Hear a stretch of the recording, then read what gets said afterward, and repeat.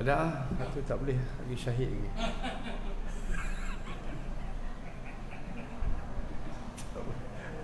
Dia tak kira buka ni.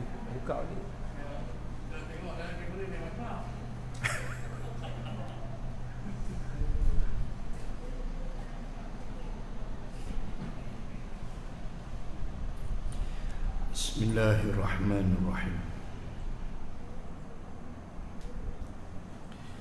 Assalamualaikum warahmatullahi wabarakatuh.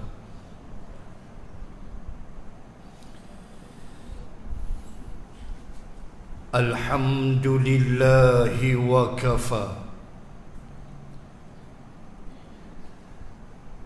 Ashhadu an la ilaha illallah wahdah la syarika lah, wa ashhadu anna sayyidana Muhammadan abduhu wa rasuluh, salatan wa salaman ala rasulillah wa ala alihi wa sahbihi ajma'in. Subhanaka la ilma lana illa ma 'allamtana innaka antal alimul hakim. Bismillahi ma sya'allah,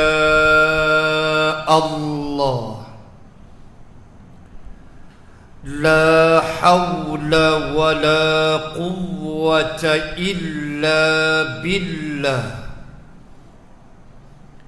al-aliyyil azim. Amma ba'd. A'udzu billahi minasy syaithanir rajim. Wa anna sa'yahu sawfa yura thumma yujzahul jazaa'al awfa wa anna ila rabbikal muntaha. Sadaqallahul azim. Di pertengahan surah An-Najmi, mafhumnya dan sesungguhnya manusia itu akan melihat apa yang telah dia lakukan di dunia. Kemudian Allah Subhanahu wa ta'ala akan membalasnya dengan balasan yang paling sempurna. Dan kepada Tuhan kamulah kamu akan kembali, dan disitulah al-muntaha, yakni garisan penamatnya, yakni penghujungnya. Muslimin dan muslimat rahimakumullah,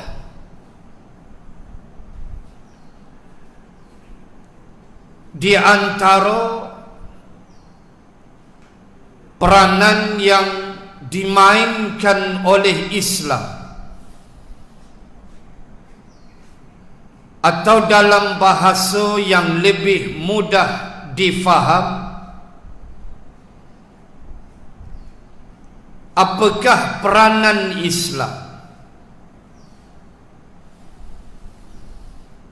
Antaranya, kalau boleh saya sentuh satu pada pagi ini,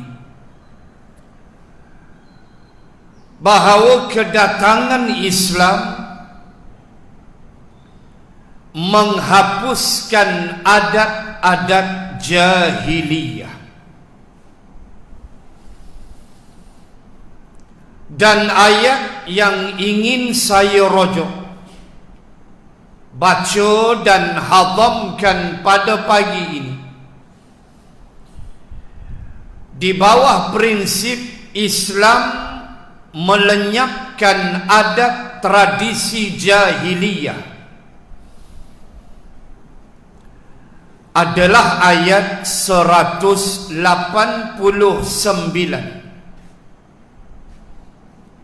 Suratul Baqarah. Allah Subhanahu wa ta'ala berfirman, A'udzu billahi minasy syaithanir rajim. Yas'alunaka 'anil ahillah, qul hiya mawaqitu lin-nasi wal hajj,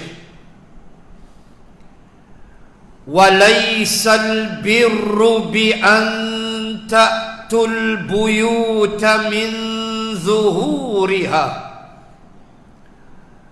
walakinnal birra man ittaqa, wa'tul buyuta min abwabiha, wattaqullaha la'allakum tuflihun. Sadaqallahul azim.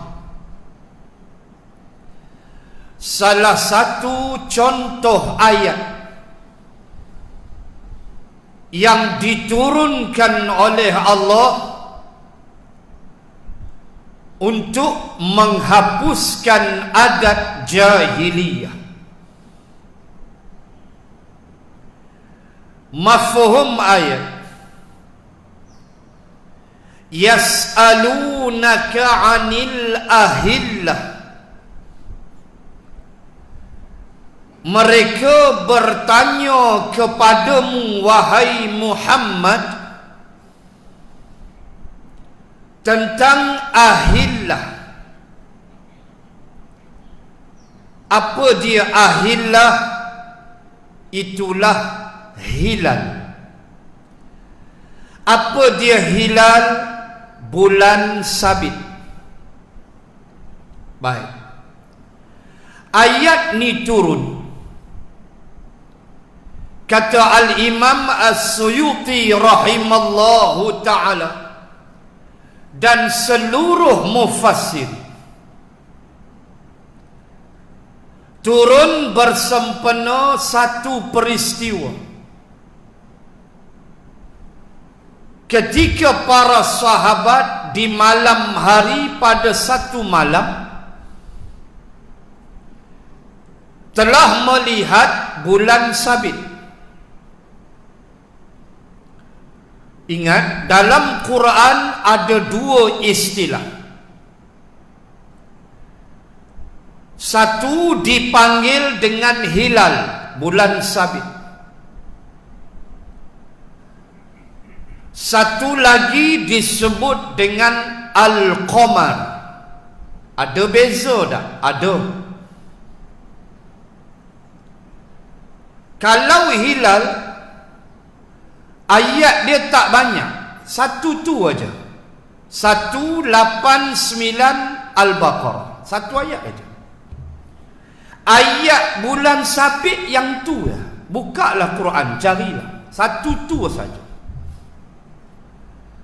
Tapi ayat tentang Al-Qamar berlambak dalam Quran.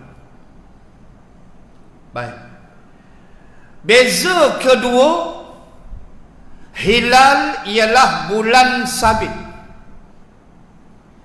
manakala al-qamar ialah bulan penuh, bulan mengambang penuh. Itu al-qamar. Sebab itu mana kata dalil bulan mengambang penuh tu al-qamar, dalil paling mudah nak cari ialah dalam Quran ada surah namanya Al-Qamar, juzuk 27, surah nombor 54, surah Al-Qamar. Kenapa kita kata Al-Qamar tu bulan penuh? Cuba baca ayat pertama surah Al-Qamar. Iqtarabatis sa'atu wansyaqqal qamar. Itulah dalil paling kuat yang kata bulan Al-Qamar tu merujuk kepada bulan penuh, bulan mengambang. Dalil ayat pertama daripada surah Al-Qamar, Allah berfirman, iqtarabatis sa'ah, telah hampirlah berlakunya kiamat.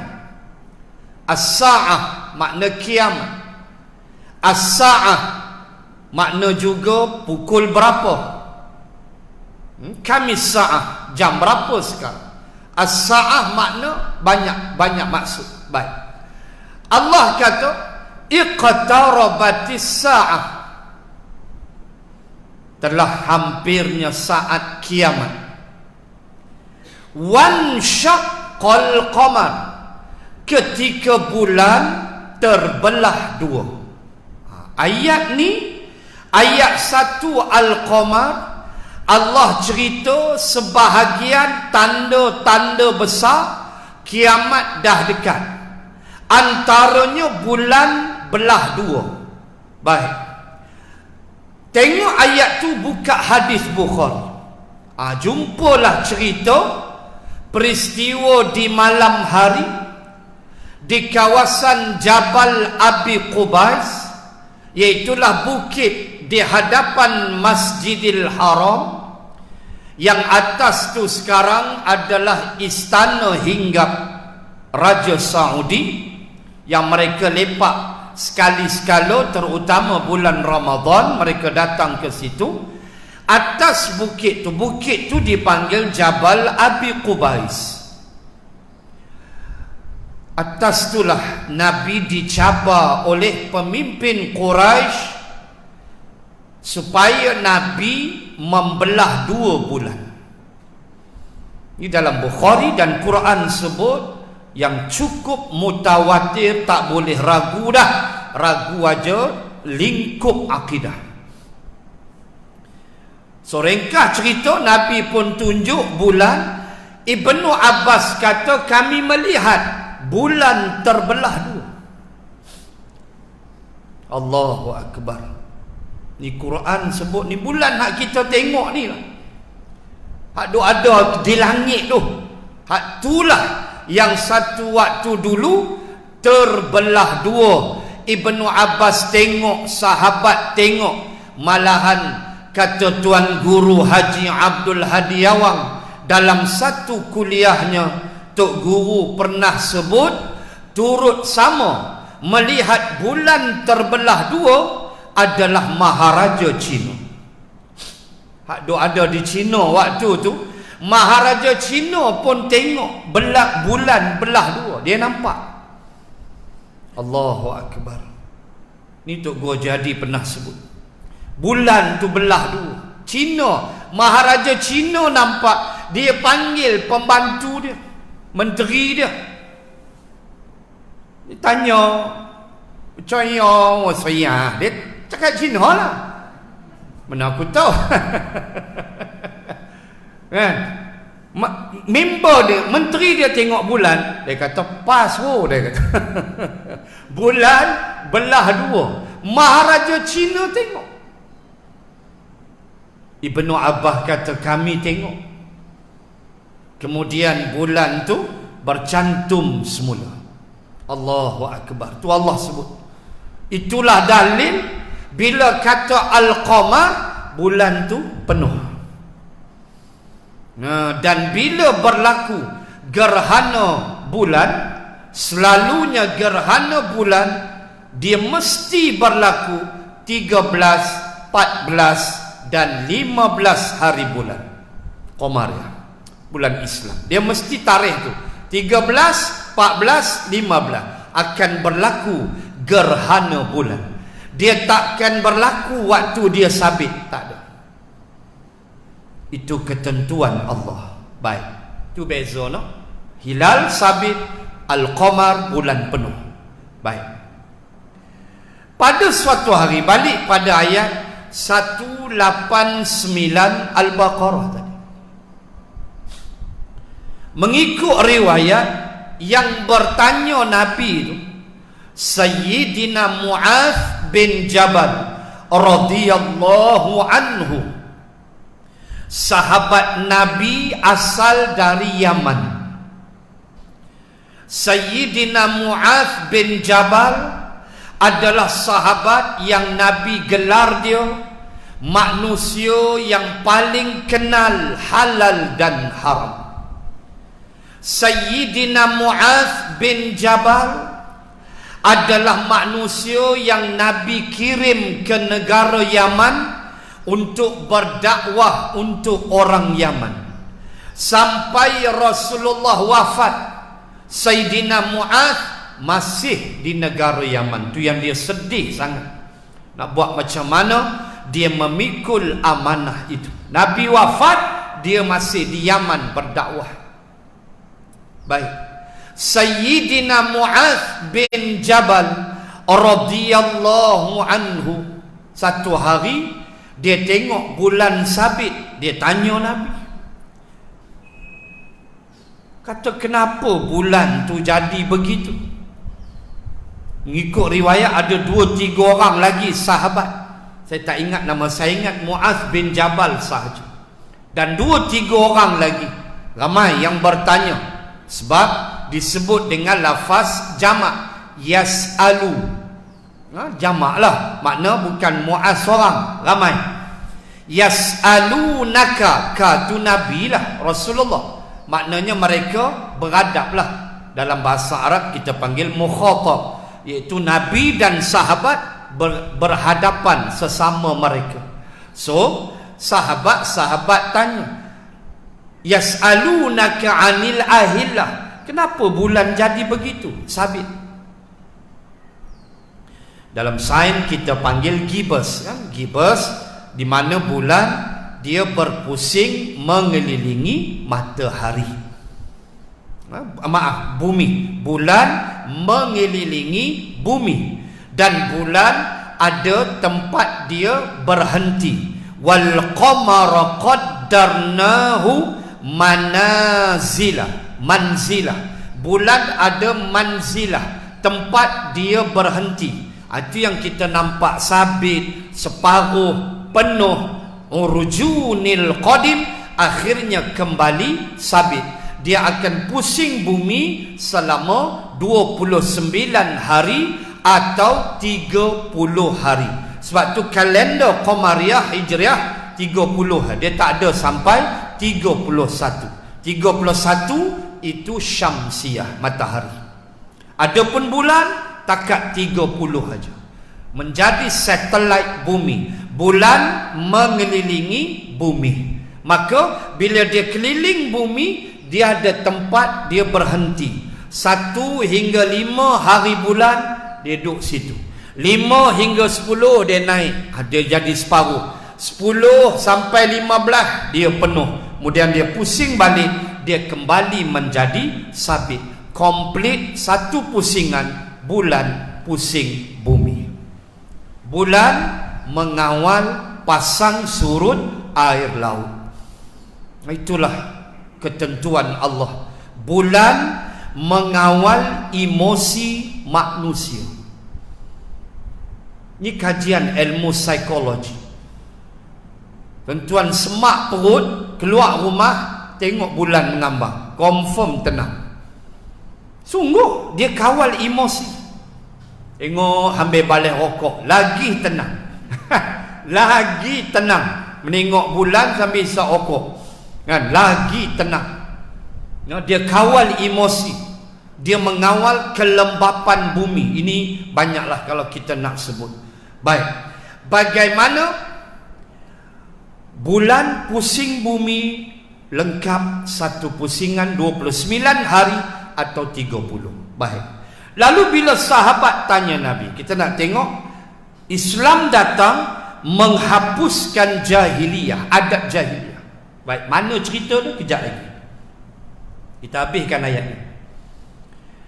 Bila sahabat tanya, Allah pun ajar Nabi jawab, qul, ayat yang sama, hiya mawaqitu linnasi wal haji. Baik, Allah kata, wahai Muhammad, kamu jawab begini. Jawab dekat mereka dua benda. Bulan ni fungsi dia dua. Pertama, mawaqitul linnas, dia menentukan masa-masa untuk manusia. Kalau tuan-tuan buka dalam tafsir, yang dimaksudkan bulan menentukan masa-masa bagi manusia, disebut antaranya masa bayar hutang. Satu, masa kitaran bulan bagi seorang perempuan. Dua, masa untuk musafir. Peranan ni bulan, bukan matahari. Contoh, filem-filem lama Melayu, kan, kita tengok filem Piramli, Semerah Padi umpama. Cuba perhati tengok. Tu saya kata arwah Piramli ni, dia buat filem ni memang cantik tuan-tuan. Sungguh kalau kita buat kajian, sampai ilmu tajwid pun dia ajar, kan, sudah kurenung dalam kitab Qalqalah. Sungguh tu Qalqalah Kubra, kan, mati ujung ayat. Kitab dia ajar tajwid. Bulan, kan, nun jumpa dal, bulan dan juga angin, kan, dia nyanyi. Nun sukun jumpa dal, ikhfa dengung. Ish, hebat dia. Dia mati awal. Kalau dia hidup lagi, menteri dia. Tak payah gaduh, kalut-kalut. Hebat dia tuan-tuan, ya Allah, ya Tuhan. Orang kaji filem ni. Bayangkan Ibnu Kathir sebut, ketika Ibnu Kathir menafsirkan surah Sabah tentang pergerakan Nabi Sulaiman, rihan, menggunakan angin. Dia bergerak ghuduwa, satu petang, satu pagi. Nabi Sulaiman menggunakan angin sebagai kenderaan. Ibnu Kathir sebut Nabi Sulaiman menggunakan permaidani terbang. Tu Piramli tunjuk Laksmana Doremi. Iya, cuma dia tambahlah perencah sikit, Zam-Zam ala kata. Dia tambahlah sikit bagi seronok cerita tu. Tapi menggunakan tika terbang, permaidani, bergerak menggunakan angin, itulah Nabi Sulaiman. Tuan nampak tak dia kaji Quran? Tuan nampak tak kelentong orang yang bermadu, macam-macam, sat sampai sini, sat sampai sini, kelentong bini tu. Ini berlaku, hampir hancur rumah tangga. Allahu Akbar. Hebat dia, Masya Allah. Memang hebat filem dia. Perompak, lanun, macam-macam, kan. Ish, tak tahu nak sebut lah. Kalau dikaji lah, memang hebat. Tengok dia buat Semerah Padi. Walaupun ialah ada dalam tekan hukuman hudud, walaupun tak sempurna, kan, arwah apa ni, Allah yarhamah apa, Sarimah apa, Sa'diah ke apa, Dalam cerita tu lah kena hukum apa semua. Walaupun tak komplit di sudut hukumnya, tetapi ada mesej yang dia nak sampaikan. Dan saya nak ambil poin menggunakan bulan tu sebagai perkiraan masa. Mawaqitul linnas. Kata Allah, bulan ni mawaqitul linnas. Dia sebagai satu makhluk aku untuk manusia menentukan masa dia. Cuba tengok. Bila Nordin Ahmad nak musafir kan dalam filem tu, dia habaq. Saya bukanlah peminat filem ni, cerita kecil-kecil tengok dulu, duk ingat bela. Bukanlah kita gila pergi tengok YouTube tu, tak ada pasal. Tak ada kerja tuan-tuan. Ni cerita kecil-kecil duduk ingat bela. Bila dia habaq kata tunggulah kepulanganku 2 purnama. Nordin Ahmad sebut, aku balik nanti 2 purnama, makna 2 kali bulan mengambang aku balik. Mawaqitul linnas. Tu kata Quran, dia kaji sungguh. Masa untuk manusia. Nak bayar hutang, dalam tafsir sebut, kawan tu berhutang, tengok-tengok bulan mengambang. Dia kata tunggu, tengok bulan sabit contoh. Ada kata tunggu sekali lagi sabit aku bayar. Menentukan masa. Kawan hak bagi hutang pun habaq. Baik, kalau hang tak bayar aku sabit kepala hang. Ni nak sebut apa? Bulan. Mawaqitul linnas. Dia jadi sabit. Sahabat tanya, kata Allah, hang jawab dekat depa, mawaqitul linnas. Pertama, bulan ni menentukan masa untuk manusia. Baik, sebab itu manusia sebenarnya banyak menggunakan bulan dari matahari. Ini kajian. Walaupun matahari ada fungsi, paling hebat fungsi matahari apa dia? Solat. Paling dahsyat fungsi matahari ialah solat. Ulama bahas itulah fungsi matahari yang Allah Ta'ala buat yang paling hebat. Dengan fajar sadiq, dengan gelincir matahari, dengan bayang satu objek sama, dengan bayang itu dengan objek sama, maka masuk waktu asar, bayang satu objek lebih panjang daripada objek. And then mega merah di kaki langit yang dipanggil sebagai maghrib. Itu semua matahari. Hilang mega merah isyak. Peranan matahari paling besar ialah solat, waktu solat. Tapi kata ulama, tidak akan terlawan peranan bulan. Peranan bulan banyak. Baik. Yang kedua, kata Allah, ayat yang sama, wal hajj, penentuan untuk kamu menunaikan haji. Orang zaman dulu dia tengok bulan untuk dia kira musim haji dia.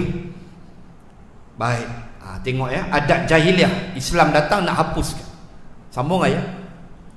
Walaisal, masih lagi ayat 189 Al-Baqarah. Walaisal birru bi an ta'tul buyuta min zuhuriha. Bukanlah yang dikatakan kebaikan itu, bukanlah yang dikatakan albir. Walaisal birru, albir. Albir apa makna? Kebaikan. Baik, itu di antara nama Allah ialah albir. Allah ni cukup baik dengan manusia. Allah ni cukup belai kasih pada makhluk dia. Sebab itu Allah sebut innahu huwal barrur rahim. Sesungguhnya dia adalah Allah yang al-bar, yang cukup baik pada makhluk dia. Allah baik dengan kita. Allah bagi kita nikmat, bagi kita rezeki, Sekali Allah ujilah, itulah namanya hidup. Tapi nikmat yang Allah bagi untuk kita hitung sampai sekarang kita tak mampu nak hitung. Nikmat masa lapang, nikmat wang ringgit, nikmat keluarga, rumah tangga, kita tak mampu nak hitung. Betapa baiknya Allah Al-Bar. Dia tengok kita lari sikit jauh daripada masjid, umpama contoh asyik meraya wajah, dulu datang masjid lah tak datang, dia sayang kat kita. Contoh, dia bagi kita sakit, aksiden, umpama contoh patah kaki, sambil-sambil malam-malam di hospital tu termenung, muhasabah diri, Allah bagi kaki aku patah sebab aku ni malas ke masjid, contoh. Kesedaran Allah buat begitu. Tuan-tuan muslimin muslimat, Allah cukup baik dengan makhluknya. Baik. Kata Allah, walaysal birru bi an ta'tul buyuta min zuhuriha. Bukanlah yang dikatakan kebaikan itu adalah kamu memasuki rumahmu dari pintu belakang rumah. Ini dia yang kita nak sembang pagi ni, penghapusan adat jahiliyah oleh Allah. Ayat 189 Al-Baqarah. Baik, kenapa Allah kata bukanlah kebaikan itu kamu masuk pintu rumahmu daripada belakang? Maknanya masuk pintu belakang rumah, bukan ikut pintu depan. Ni apa cerita? Ceritanya musim haji. Sahabat menunaikan haji. Abu Jahal pun dulu buat haji juga. Yang main-main Tan Sri Haji Abu Jahal. Jangan Pak Haji Abu Jahal. Mereka pun ada wukuf. Di mana wukuf haji jahiliyah? Wukuf mereka Muzdalifah. Mereka wukuf di Muzdalifah. Islam datang, angkat tempat wukuf pergi ke Arafah. Islam tak buang wukuf. Tempat aja alih. Islam tak buang, ada wukuf. Tempat dia Arafah. Muzdalifah kamu berhenti sekejap, mabit. Wukuf rukun haji, mabit wajib haji.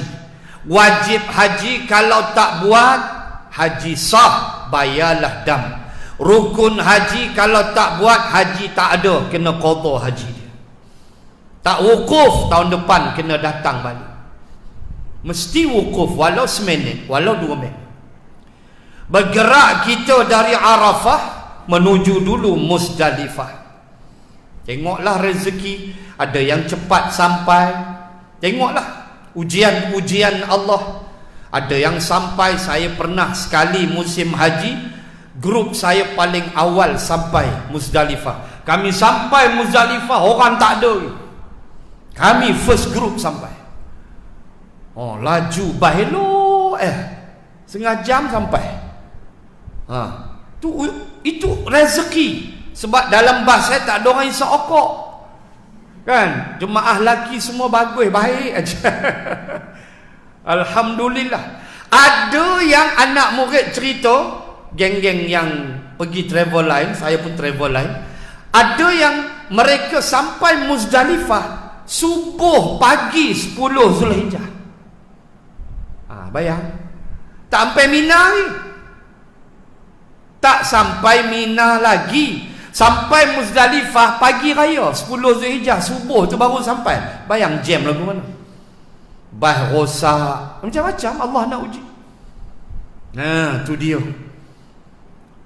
Alhamdulillah, saya pernah sekali saya dapat sampai-sampai lengang tak ada orang. Kita pun ambil pot bagus punya dekat dengan toilet tu cerita. Kan, jemaah tua-tua ada juga. So depa ni kerap pergi toilet. So kita cantik punya taklah dekat sangat, tapi berdekatan lah. Kita punya tikar tu lepak situ. Muzdalifah hanya mabit saja, bermalam, kutip batu, itu aja. Bukan wukuf. Wukuf dia Arafah. Tapi Abu Jahal, mereka ada wukuf. Wukufnya di Muzdalifah. Buat haji. Ada tak mereka tahallul? Ada. Tahallulnya di hadapan berhala, Lata, Manat, Uzza. Mereka tahallul depan berhala. Buat haji tahallul, cukup kepala di depan berhala. Kita pun ada tahallul. Tahallul awal, tahallul sani. Kalau kerja haji, kalau umrah sekali ajalah tahallul. Kalau haji 2 kali tahallul. Tahallul awal untuk buka ihram pada pagi 10 Zulhijjah, pada pagi raya kita bergerak daripada Mina, berjalan kaki ramai-ramai menuju ke Jamarat untuk kita lontar 7 biji Jamratul Aqabah sahaja. Itu dipanggil tahallul awal. Dah lontar, balik khemah, gunting atau bercukur, barulah kita buka pakaian ihram. Maka 13 pantang larang berbaki 3, 10 lagi sudah bebas.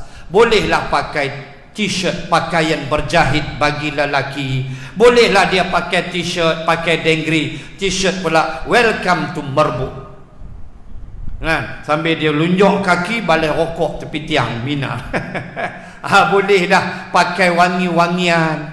Yang tak boleh masih 3 pantang larang, iaitu muqaddimah kepada persetubuhan dan menerima wakil nikah dan menikahkan orang. 3 ni masih tak boleh. 10 lagi beres. Baik, itu dia panggil tahallul awal. Kemudian selesai melontar, balik ke Makkah, kita tawaf ifadah bagi yang tamattu', bagi tamattu' dan juga bagi yang mengerjakan haji. Bagi yang tamattu', dia akan sambunglah dengan sa'i haji. Bagi yang ifrad, kemungkinan dia dah buat sa'i haji. Sebab orang yang buat haji ifrad, dia ada satu hukum untuk dia panggil tawaf qudum, tawaf selamat datang. Tamattu' tak boleh, ifrad boleh. Ifrad dia sampai Makkah, dia boleh tawaf qudum. Tamattu' tak boleh. Dia tawaf qudum, lepas tu dia boleh terus melakukan sa'i haji walaupun belum ke Arafah. Itulah untungnya ifrad. Tapi nak jaga pantang separuh nyawa. Saya pernah buat ifrad, saya juga pernah tamattu'. Saya buat ifrad dengan jamaah saya 203 orang. Saya pernah buat ifrad. Dan saya tahulah dia punya haru bin biru dia. Dia punya letih memang tok sah sembang lah haji ifrad ni. Sentiasa dalam ihram kita. Sampailah tahallul awal baru boleh buang pakaian ihram. Muslimat dia berihram. Kita pakaian ihram dan berihram sekali. Pakai pakaian ihram tu pun letih lah. Muslimat dia pakailah dengan pakaian telukung dia apa semua. Dia berihram. Kita memakai pakaian ihram dan berihram. Letih. Dahlah jenis kain pula kerana jenis berat. Letih kita tidur pakai ihram. Ada yang lurus bendui mandi pun dengan ihram. Tu bodoh. Pergi kursus haji tak nak. Lepas tu buat palah sendiri. Mandi pun pakai ihram. Siapa ajak hang mandi, buka lah. Lepas tu pakailah balik. Dia mangkuk betul. Dia macam-macam perangai bila kursus tak mau pergi. Tunjuk terror tu dia jadi dia. Tuan-tuan, susah. Itu untung orang yang buat ifrad, tapi nak jaga pantang teruk. Dan mereka tidak kena dam. Ifrad tak kena dam, tamattu' kena dam. Sekok kambing 600 rial, 700 rial. Ifrad free, tak ada apa. Tapi pantang dia teruk. Dan mereka boleh sa'i haji. Kita yang tamattu', sa'i kita nanti lepas tawaf lah. Orang yang ifrad, dia tawaf rukun, habis, selesai. Dia tak payah sa'i dah. Dia tak payah sa'i haji dah, sebab dia dah buat waktu dia sampai Mekah dulu. Kita hak tamattu' kena buat. Lepas tawaf pergi Safa, niat sa'i haji. Habis kita sa'i sampai Marwah, maka itulah tahallul nombor 2, tahallul tsani. Tak payah cukup-cukup dah, sebab kita dah cukup tadi di Mina. Tak payah gunting dah, kita dah gunting di Mina. So hanya tahallul nombor 2, tahallul tsani. Sampai Bukit Marwah, kita pendoa, minta Allah terima haji kita. Selesai, beres, maka 3 pantang larang yang berbaki tadi terangkat. Habis 13 pantang larang. Allahu Akbar. Muslimin dan muslimat sekalian, bila mereka mengerjakan haji, ada tahallul apa semua, bila selesai, orang Ansar, orang Makkah, adat jahiliah mereka apa dia? Apabila selesai menunaikan haji, bila balik ke rumah, tak boleh masuk pintu depan. Tu dia adat jahiliah. Kenapa? Sekejap lagi kita hurai. Itu yang Allah kata, walaisal birru bi an ta'tul buyuta min zuhuriha. Bukanlah yang dikatakan kebaikan itu engkau masuk rumah engkau daripada pintu belakang. Kenapa ayat itu turun? Sebab adat jahiliah. Apabila selesai haji, kita ni kan dah haji, kata geng-geng Ansar, orang-orang Makkah, kita ni dah haji. Bila haji ni kita kira bersih lah kan, pak lebay, pak haji, suci dalam debu lah, silap air bulan. Sebab ada orang yang dipanggil haji rock, itu suci dalam debu. Pak haji, tapi orang gelar dia haji rock, mampu. Lagi haru, Haji Bakhil bin Kedekut, itu Pirani punya filem. Lagi dahsyat, Pak Haji Bakhil, Kedekut nak mampu. Tuan-tuan, kira haji kita kira bersih lah. So bila kita balik rumah, kata sahabat, kita tak boleh ikut pintu depan, kita kena ikut pintu belakang. Sehingga riwayat menyebut ada rumah-rumah sahabat yang tak ada pintu belakang. Sebelum musim haji buat satu pintu dulu, tebuk rumah tu buat satu pintu, nanti balik haji masuk situ. Kenapa? Sebab bagi mereka, mereka dah bersih, so tak boleh masuk ikut pintu depan. Kenapa? Sebab pintu depan tu sebelum pergi haji, pintu depan tu lah laluan bawa botol arak, laluan bawa duit judi, lalu pintu tu lah bawa perempuan pelacur zaman jahiliah dulu. So laluan pintu tu lah. So kalau kita balik, kita lalu ikut pintu tu, jadi suai. Dia jadi haji terbatal, dia jadi haji mabur, kata orang Jawa. Mabur makna terbang, haji itu terbang. Kapal mabur, kata Jawa, kapal terbang. So tak boleh masuk ikut pintu depan, nanti pahala haji hapus. Kena masuk ikut pintu belakang, baru haji Allah terima. Turun ayat tu. Allah kata walaisal birru bi an ta'tul buyuta min zuhuriha walakinnal birra man ittaqa wa'tul buyuta min abwabiha. Allah kata bukanlah kebaikan itu engkau masuk pintu rumah daripada arah belakang, tetapi yang dikatakan kebaikan itu ialah taqwa. Manittaqo, siapa yang bertakwa, itulah kebaikan. Waqtul buyuta min abwabiha, maka masuklah engkau, kata Allah, melalui pintu depan rumahmu. Allah nak ajar takwa lepas balik haji, insya-Allah takwa kebaikan lepas balik haji memang baik. Maka baik itu bukan ditentukan oleh pintu. Masuklah pintu mana pun, kata Allah, tetapi kebaikan itu ialah manittaqo, siapa yang bertakwa, bukan pintu. Maka bila turun ayat tu Nabi baca, terhapuslah adat jahiliyah. Beres, cancel. Tak ada dah. Makna Allah nak ajar, aku pandang takwa kamu itulah kebaikan. Bukan aku pandang pintu mana hampa masuk. Masuklah pintu mana pun. Tapi itulah adat jahiliyah. Kenapa Nabi kahwin dengan Zainab binti Jahsy? Faqadha Zaidun minha wa zawwajnaha. Dan apabila Zaid, faqadha Zaidun, satu-satunya nama sahabat yang ada dalam Al-Quran. Allahu Akbar. Seorang dia je nama dia ada dalam suratul Ahzab ayat 36.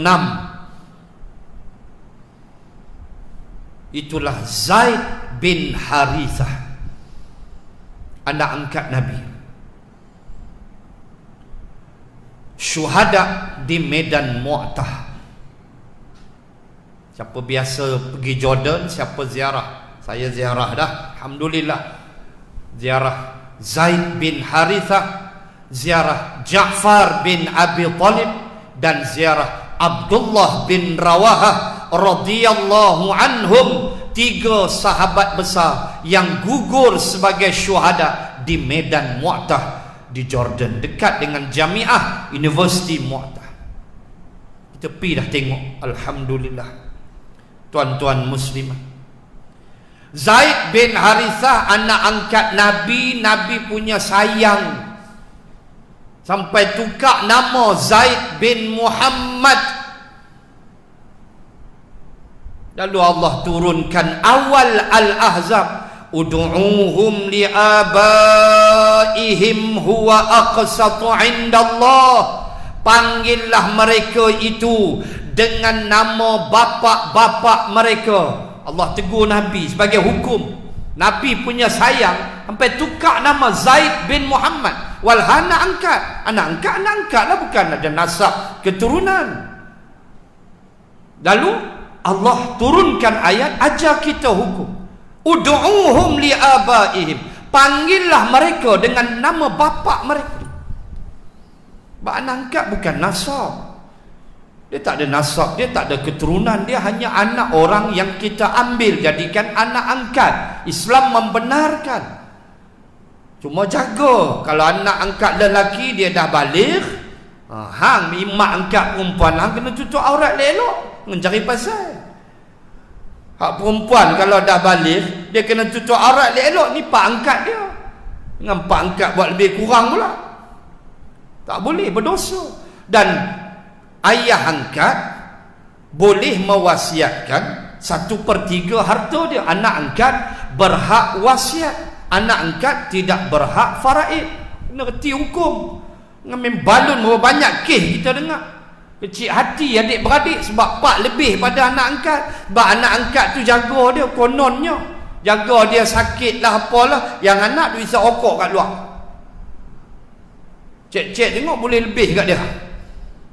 Jangan, faraid satu hal, wasiat satu hal. Anak angkat tak berhak faraid, anak angkat berhak wasiat 1/3 harta.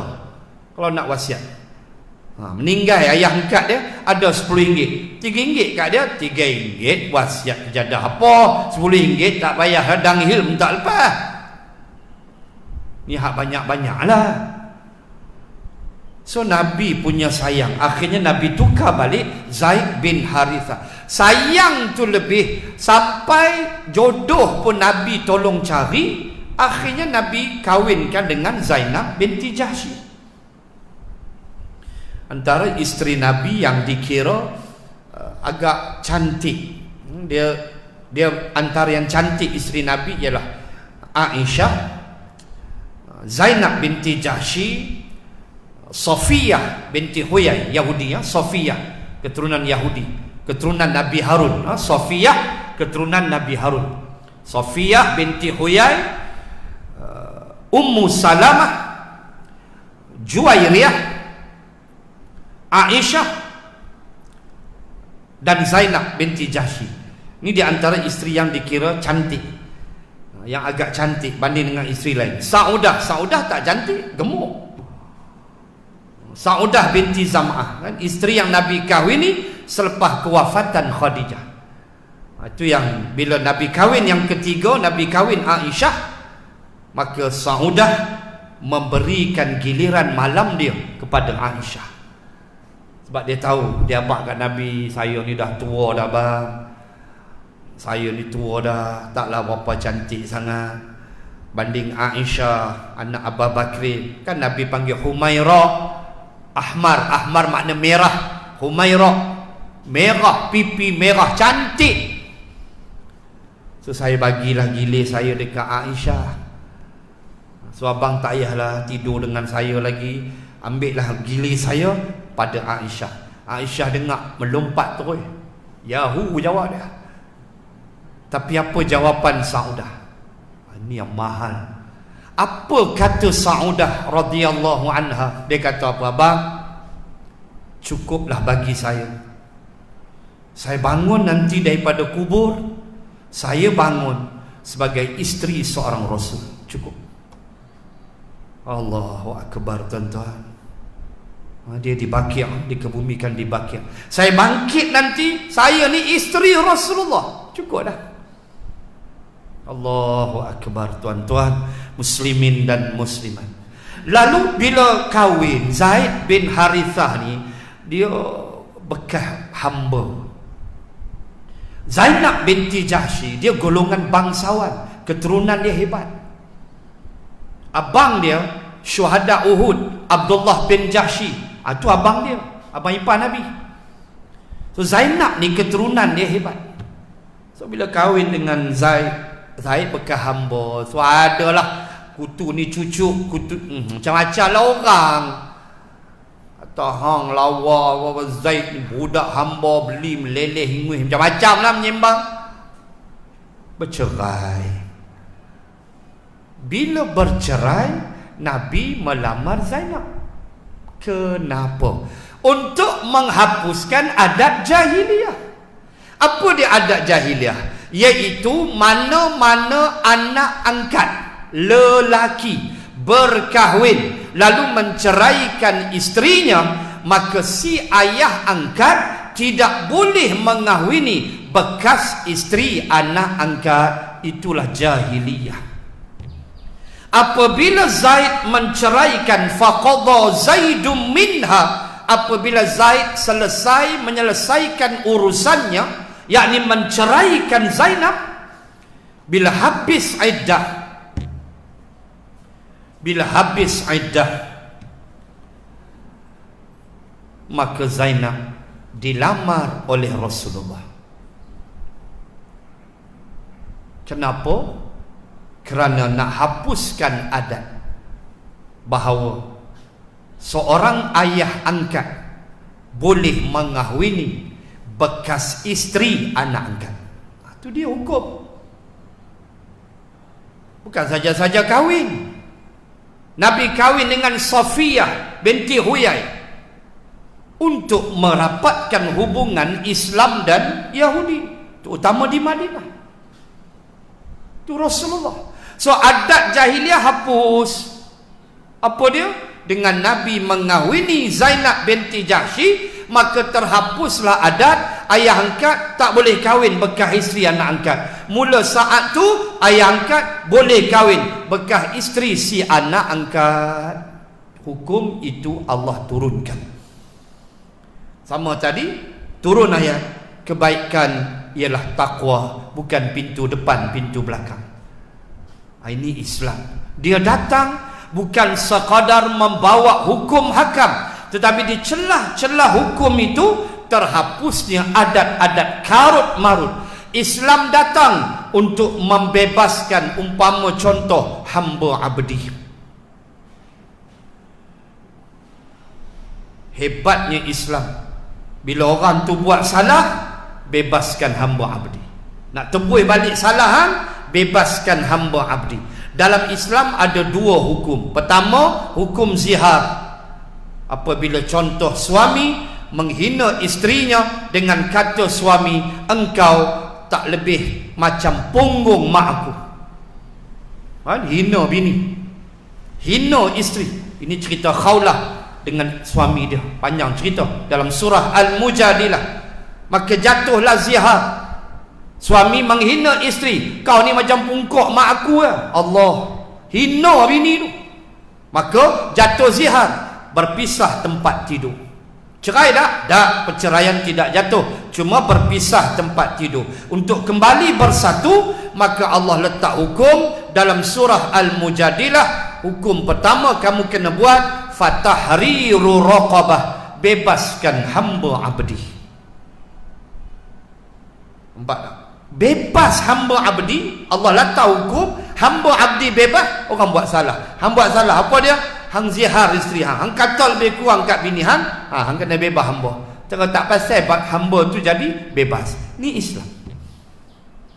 Banyaklah hukum bersumpah, nanti ada masa kita sembang kafarah sumpah dan sebagainya. Semua tu hukum-hukum yang datang menunjukkan kebaikan Islam, kecantikan Islam. Dan pagi ni kita membahaskan persoalan berhubung dengan satu adat jahiliyah yang bersarang ribuan tahun dalam kehidupan orang-orang jahiliyah dan juga sahabat pada zaman itu. Iaitulah selepas menunaikan haji, bila pulang ke rumah tidak boleh masuk pintu depan, mesti masuk pintu belakang. Sebab bagi anggapan mereka, pintu depan tu tak elok, kotor. Pintu itulah lalu arak, lalu judi, perempuan pelacur tu zaman bodoh jahiliah dulu. So pintu tu dianggap kotor, so tak boleh, nanti terhapus pahala haji. Maka Allah turunkan ayat 189 Al-Baqarah. Allah nak ajar bukan pasal pintu, tetapi kebaikan itu adalah manit taqa, siapa yang bertakwa. Waqtul buyuta min abwabiha, masuklah ikut pintu mana pun, pintu depan ke, pintu belakang ke, yang penting hampa bertakwa. Wallahu a'lam. InsyaAllah kita jumpa bulan hadapan dengan kisah-kisah yang lain. Wallahu a'lam. Bismillahirrahmanirrahim. Alhamdulillahi Rabbil Alamin. Assalatu wassalamu ala Rasulillah wa ala alihi wa sahbihi ajma'in. Allahumma zidna ilman warzuqna fahman. Allahumma rzuqna fahman nabiyyin wa hifzal mursalin. Wa sallallahu ala Rasulillah wa ala alihi wa sahbihi wa baraka wa sallam. Walhamdulillahi rabbil alamin. Assalamualaikum warahmatullahi wabarakatuh.